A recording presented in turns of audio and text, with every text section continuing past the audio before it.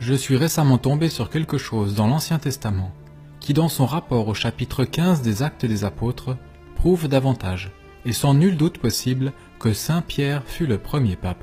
Je n'ai encore jamais vu ce point soulevé par qui que ce soit. Or, en considérant ce qui va suivre, il convient d'indiquer clairement qu'il existe déjà des preuves écrasantes que Jésus fit de Saint Pierre le premier pape.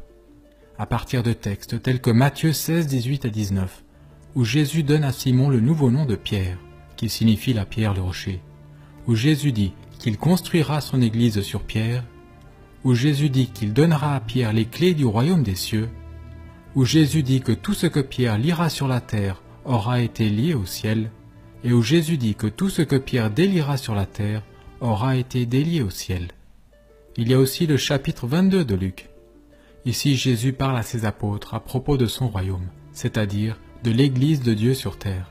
Dans Luc 22, 29, Jésus dit « C'est pourquoi je dispose de mon royaume en votre faveur, comme mon Père en a disposé en ma faveur. » Dans le contexte où l'on discute de ce royaume, des caractéristiques de sa structure en devenir et de celui qui y sera le plus grand, Jésus isole Saint Pierre du reste des apôtres.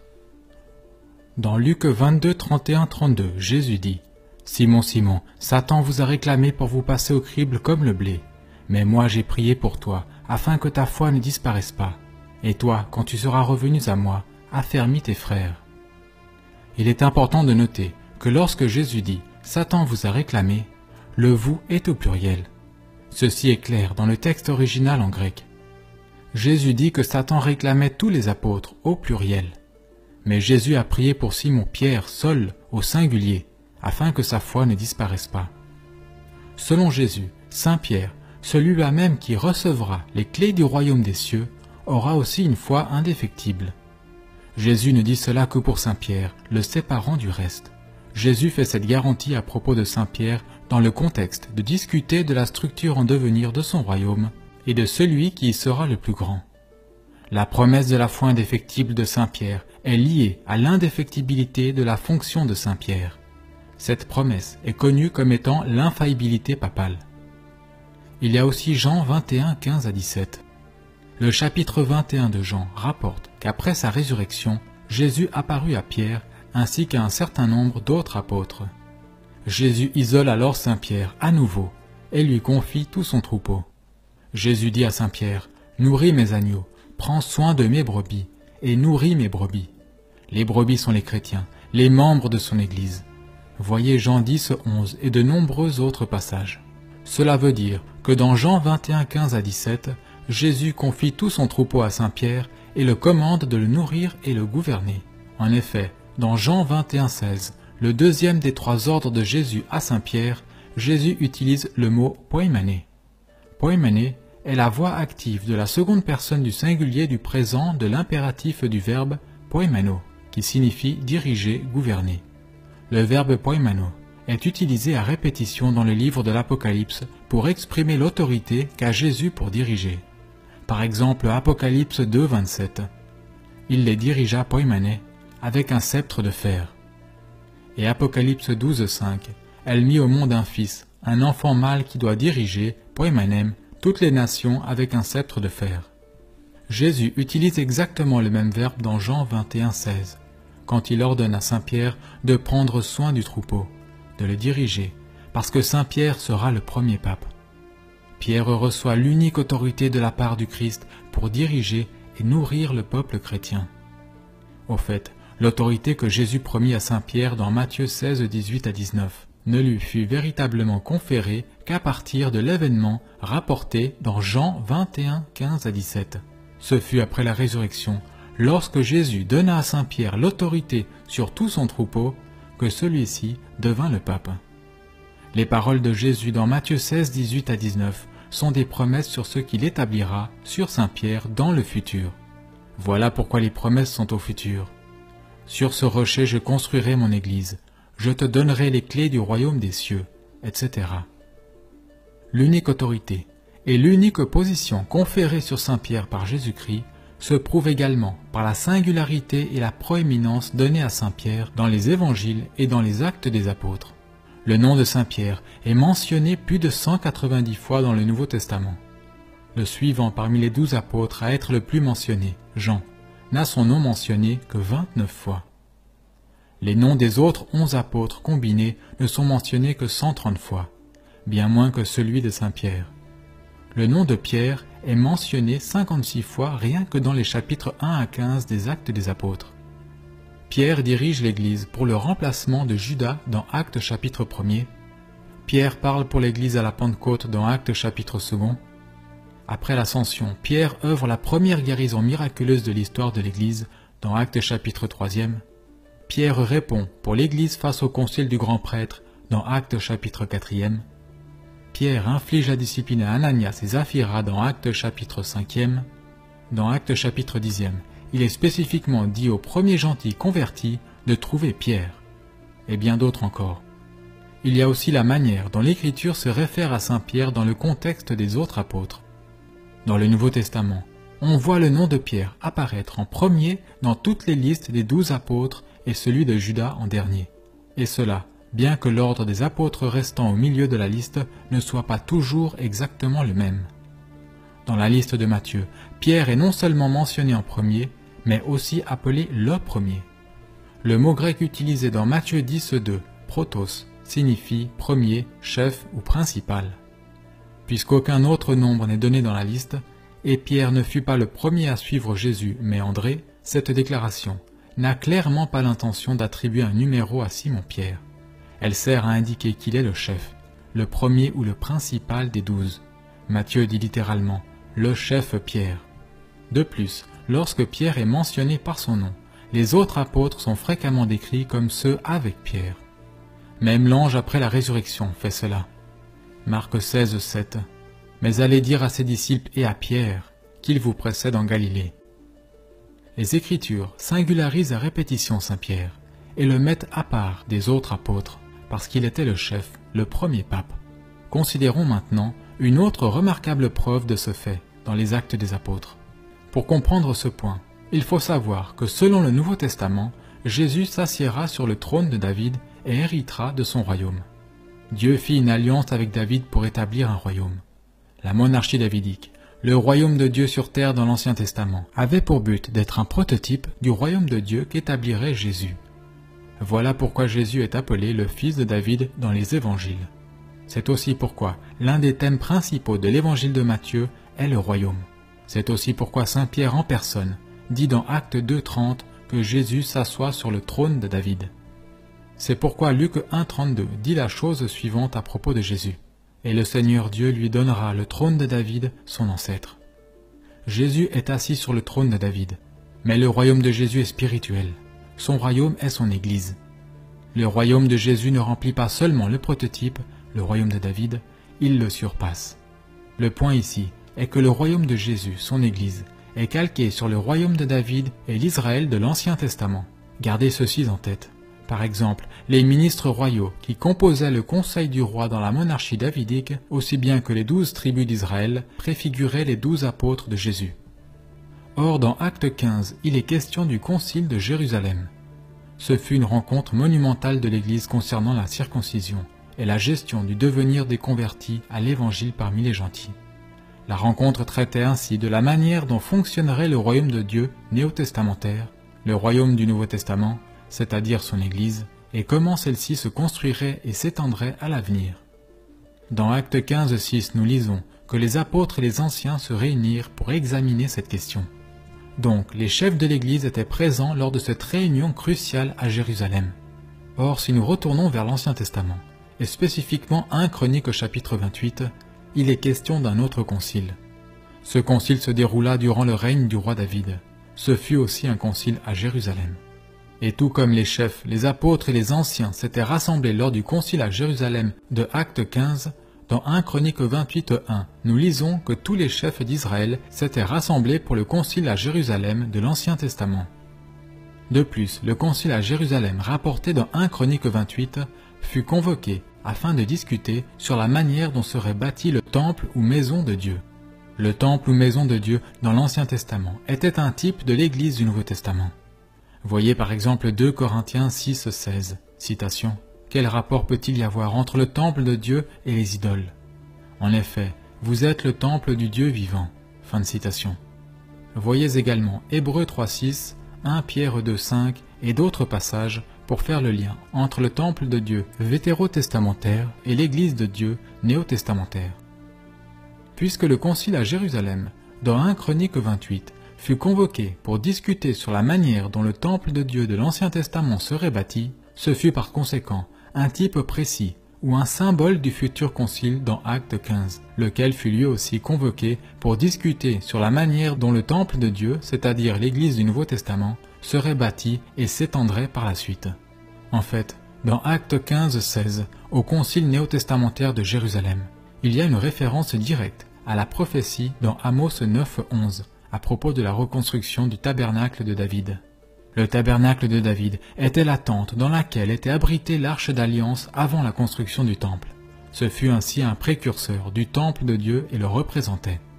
Le message dans Acte 15-16 est qu'avec l'incorporation des gentils dans l'Église, la question ayant été spécifiquement traitée au concile, s'accomplissait la prophétie sur la réédification du tabernacle de David, la maison de Dieu. Ainsi, le concile à Jérusalem, dans 1 Chroniques 28, qui fut convoqué pour discuter sur la manière dont serait construit le temple de Dieu, fut assurément un type du concile à Jérusalem dans Acte 15, lequel fut convoqué pour discuter sur la manière dont serait construit le temple ou église de Dieu. Le parallèle évident entre les deux conciles à Jérusalem ayant été expliqué, veuillez considérer ce qui suit.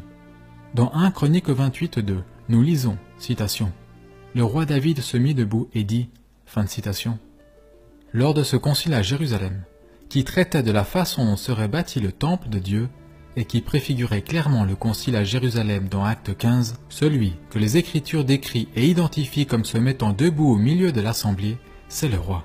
Celui qui se met debout au milieu des autres pour s'adresser à eux est celui qui possède l'autorité suprême sur Israël. » Dans Acte 15:7, lors du concile à Jérusalem néotestamentaire, lequel déterminerait, pareillement, la manière dont serait bâti ou s'étendrait le temple de Dieu, nous lisons ceci, citation. « Il y eut une longue discussion. Pierre se leva et leur dit, fin de citation. » Les Écritures décrivent et identifient Pierre se levant au concile à Jérusalem dans Acte 15, tout comme elle décrit et identifie le roi David se mettant debout au concile à Jérusalem dans 1 Chroniques 28.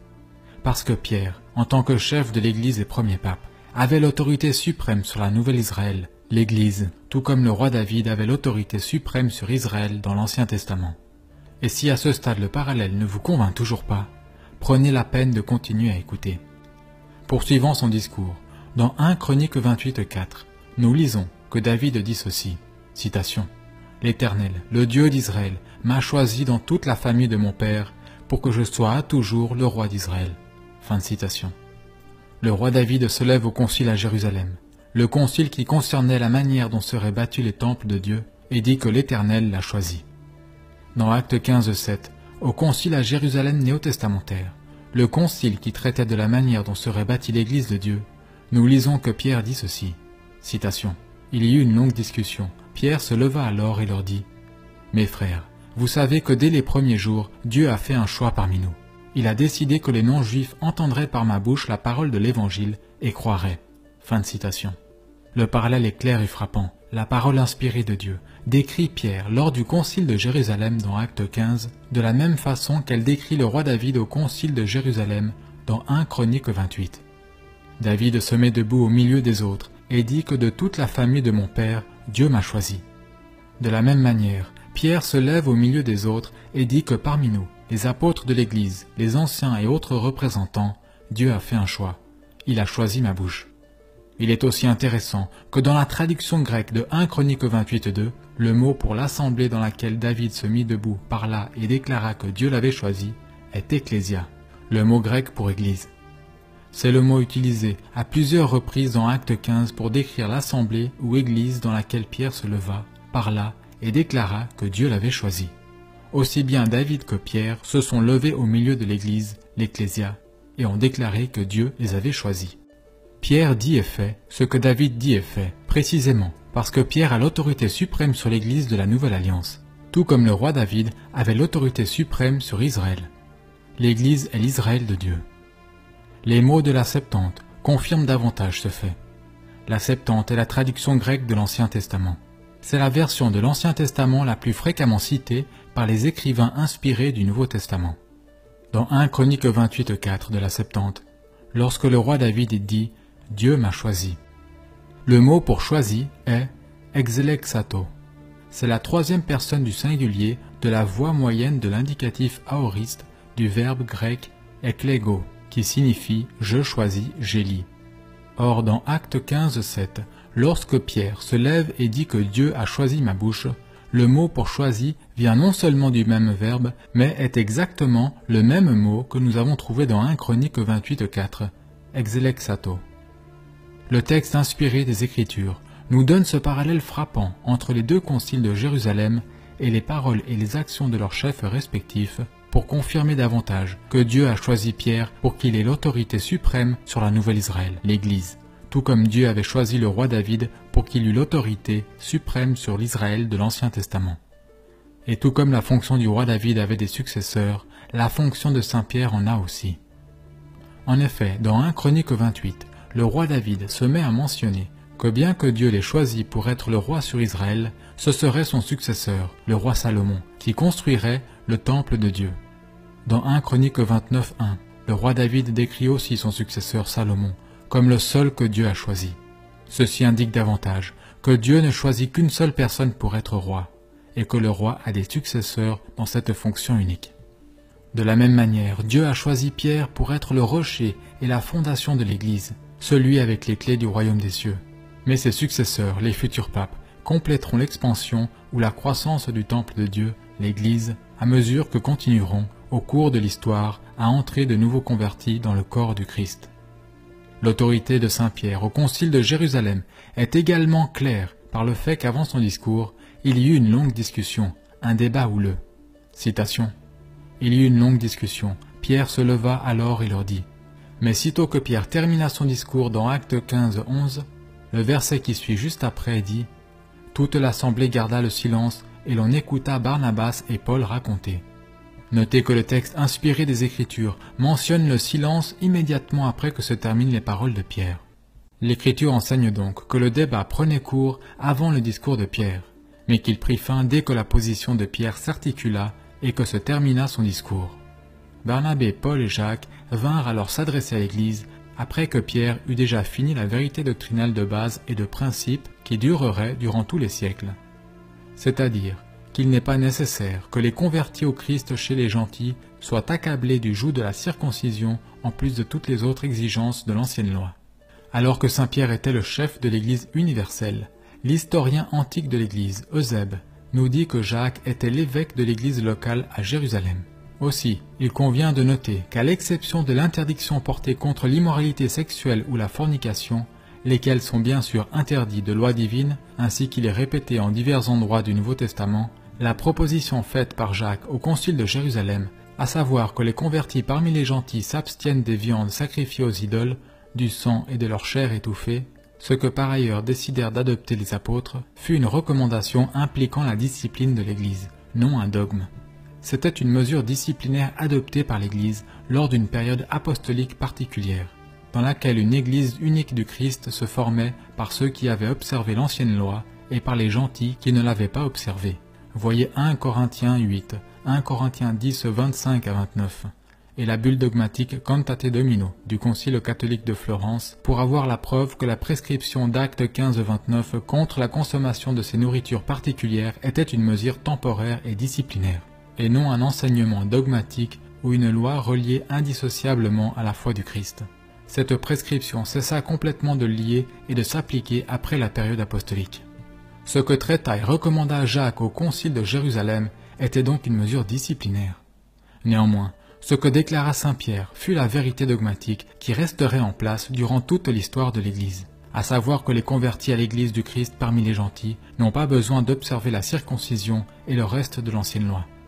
Ce principe dogmatique définirait toutes les futures générations de chrétiens et déterminerait comment l'Église serait construite ou s'étendrait à travers les siècles. Voilà pourquoi il fut proclamé par Saint Pierre, la tête de l'Église, celui qui se leva en premier au milieu de l'assemblée et dont les mots mirent fin au débat. L'autorité de Saint Pierre sur l'Église est aussi précisément pourquoi il fut spécifiquement dit au premier gentil converti, Corneille, de trouver Saint Pierre, le chef de l'Église. C'est aussi précisément pourquoi la vision profonde rapportée dans Actes 10, 10, 16, signifiant que les restrictions de l'ancienne loi contre les aliments impurs avaient pris fin, la vision qui façonnerait tout le futur de l'histoire de l'Église, fut donnée à Saint Pierre seul.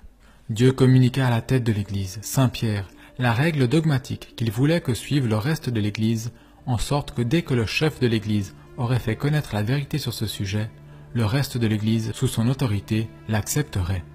Il vaut aussi la peine de noter que lorsque Jacques commence à parler, il fait référence à ce qu'avait dit Simon-Pierre, Acte 15, 14. Simon a raconté comment dès le début Dieu est intervenu pour choisir parmi les nations. Jacques se rapporta sur le discours de Saint Pierre au début de son propre discours. Pourtant, lorsque Pierre commença à parler, il ne fit référence à personne d'autre. Il mentionna simplement la manière dont Dieu l'avait choisi. La portée de ces faits, qui prouvent clairement la papauté, devrait être encore plus évidente lorsque nous rappelons que Jésus s'assoit sur le trône de David. Jésus est le roi, vrai Dieu et vrai homme. Il est le fondateur de l'Église et le successeur ultime au trône de David. Mais il donne son autorité, les clés du royaume, ainsi que la commission de gouverner son troupeau à Saint Pierre. Ainsi, la fonction de Saint Pierre est celle du premier ministre ou vicaire de Jésus, lorsque nous considérons que Jésus est le roi. Pourtant, lorsque Jésus quitta le monde et monta aux cieux, il donna l'autorité sur l'Église à Saint Pierre, et Pierre tient, par conséquent, la place du roi. Voilà pourquoi la position de Pierre, dans l'Écriture, met en parallèle aussi bien la position de premier ministre sous les rois de l'Ancien Testament que la position du roi David en personne, comme nous venons de le voir. Dans la monarchie davidique, il n'y avait pas seulement un roi qui gouvernait toutes les personnes, mais le roi avait un conseil du roi. Le conseil du roi sous Jésus, qui fait le parallèle entre les 12 tribus d'Israël et le conseil du roi dans la monarchie davidique, correspond aux 12 apôtres. Néanmoins, de tous les ministres du roi dans la monarchie davidique, un ministre sortait du lot avec autorité sur les autres. C'était le premier ministre, qui était au-dessus de la maison du roi. Dans Isaïe chapitre 22, nous lisons que le premier ministre avait les clés de la maison de David. Isaïe 22, 20, 21.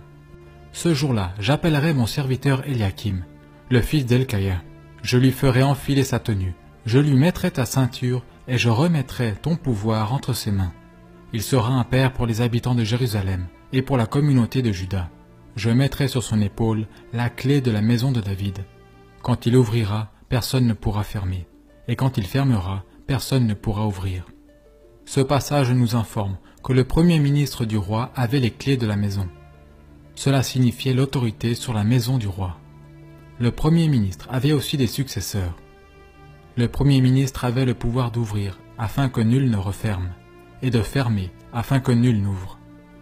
Le parallèle avec Matthieu 16, 18 à 19, où Jésus dit que Saint Pierre recevra les clés du royaume et tout ce qu'il liera sur la terre aura été lié au ciel et que tout ce qu'il déliera sur la terre aura été délié au ciel, est sans équivoque. Jésus a établi Saint Pierre et ses successeurs pour qu'ils soient ses premiers ministres. Et lorsque Jésus quitta le monde, après avoir confié le troupeau à Saint Pierre, Pierre se leva en tant que représentant de Jésus en sa place, comme chef et gouverneur de l'Église. Voilà pourquoi la position de Pierre, à travers les actes des apôtres, est celle du chef de l'Église. Et c'est pourquoi son rôle au concile de Jérusalem est un parallèle à la position du roi David. Comme le démontrent ces faits, pour quiconque est de bonne volonté, les protestants et autres non-catholiques qui rejettent la papauté ont tort. Leur position est sans nul doute fausse. Ils n'ont pas la véritable foi chrétienne. Lorsqu'ils renient la papauté, ils renient la fonction et la position établies par Jésus-Christ lui-même. Lorsqu'ils les attaquent, ils attaquent ce que Dieu a lui-même institué. À moins qu'ils ne fassent preuve d'humilité, acceptent la vérité clairement prouvée par ces faits, et se convertissent à la foi catholique traditionnelle, la seule et unique foi chrétienne hors de laquelle il n'y a pas de salut, ils seront sans aucun doute perdus.